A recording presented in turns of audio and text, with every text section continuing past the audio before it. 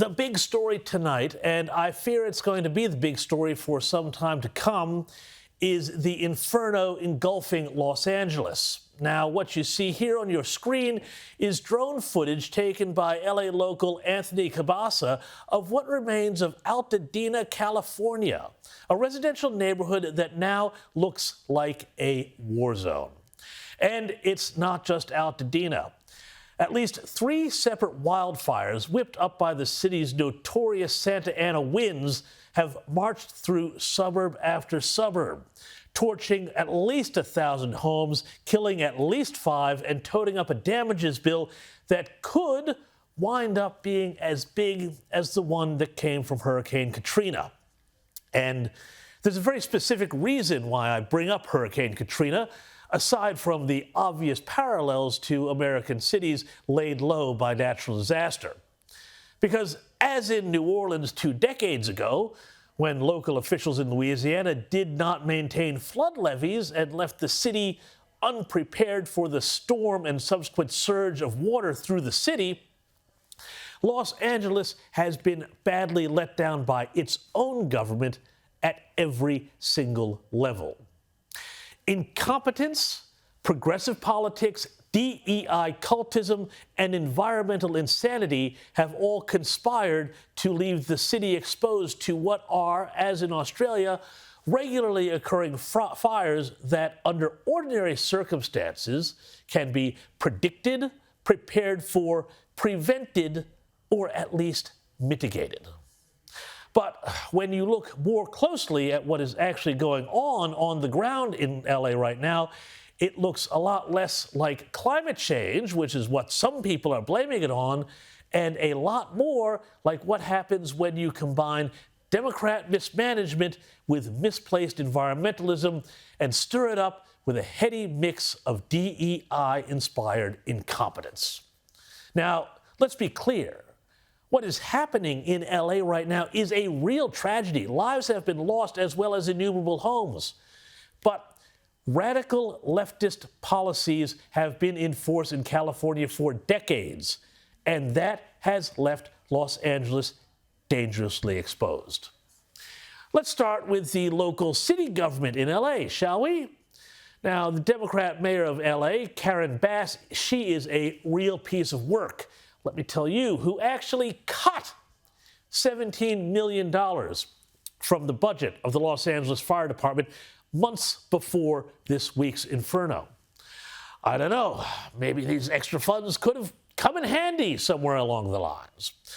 When the fires broke out, she was on holiday in Africa, in Ghana to be precise, and several days after the disaster began, she made her way back home, finally. Here she is being bailed up at the airport a little over 12 hours ago by a Sky News UK journalist who wanted to know what Bass had to say for herself. Madam Mayor, David Blevins from Sky News in the UK. I'm not going to Fire chiefs say that they're really stretched to the limit and running out of water. What have you got to say to that? Have you no response to that? Do you owe citizens an apology for being absent while their homes were burning? Do you regret cutting the fire department budget by millions of dollars, Madam Mayor? Have you nothing to say today? Nothing to say, indeed. I have never seen a disgraceful performance by an elected official like that. And apparently, well, she just scarpered after that line of questioning. Then a few hours ago, Bass did front the press, and she gave this very helpful advice to Los Angelenos at a press conference. Right now, if you need help, emergency information, resources, and shelter is available. All of this can be found at URL. Los Angeles, together is how we will get through this. Can be found at URL? What is she talking about? If this was Joe Biden, it'd almost be funny. But the thing is, there are real lives, real homes at stake here. But, you know, let's be fair. A bad mayor could be saved by good managers, right? Particularly if those managers are at the local fire department. The problem is, while the actual firefighters are real heroes at the Los Angeles Fire Department, their bosses, management of the Los Angeles Fire Department, seem to be more obsessed with the unholy trinity of diversity, equity, and inclusion than, actually fighting fires. This is the chief of the Los Angeles Fire Department, Liz Crowley, whose official bio on their website notes in the very first paragraph that she is, quote, the first female and LGBTQ chief of the LAFD, unquote. Well, hooray for her. And here you can see her front and center at the Los Angeles Pride Parade, living her mission to, as she says on her website, create, support, and promote a culture that values diversity, inclusion, and equity. And here's what she told the local news station when she got the job. She took time out of her already busy schedule to tell us about her vision for the department's future, one that includes a 3-year strategic plan to increase diversity. People ask me, well, what number are you looking for? I say, I'm not looking for a number. It's never enough. Never enough. Who cares about fighting fires, right? The whole point of becoming the head of the LAFD, if you're one of these types of people, is to just impose more diversity. It's just the diversity that counts. And as she said, there's never enough. Now, under her watch, the fire department passed a comprehensive racial equity plan in the mistaken belief that their mission is to end what she called, quote, systemic, institutional, and structural racism, unquote. This project included, among other things, charting the race of every single firefighter to make sure that the group was diverse enough. And of course, at the Los Angeles Fire Department, there's plenty of diversity training. I welcome all of you in this room to join, whether you're LGBTQ plus or not, or you're just an ally, you have family members, anybody that's willing to engage and learn and grow from the opportunities that this experience has presented me with. The Los Angeles County Fire Department would be recognized nationally and possibly even globally as an agency that was very serious about diversity, equity, and inclusion, and made some substantive changes so that everybody could feel safe and feel included. Hang on, did that guy just say everybody should feel safe? I'm sorry, but isn't your job as a firefighter to keep people safe from fires, not their feeling safe? All of this is further proof that the diversity cult is not actually about improving the performance of organizations, but it is rather, like the creature in Alien, a parasite that invades and takes over previously respected government agencies, corporations, and universities, feeds off them, and leaves them a shell of what they once were. To the extent that the fire department's managers still care about the icky stuff like fighting fires, well, that job has, of course, been made more difficult by the state government in California, the Democrat-run state government, which has made water, already hard enough to come by in California, even more scarce because of environmental rules.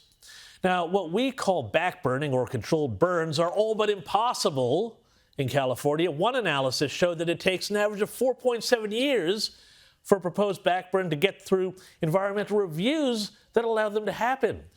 And for complex projects, according to this review, it said it took 7.2 years, longer than many fire cycles. And Governor Gavin Newsom, yeah, that guy, you knew he had a hand in all of this. Well, he's led a program to get rid of dams to protect little fish at the behest of Native American tribes.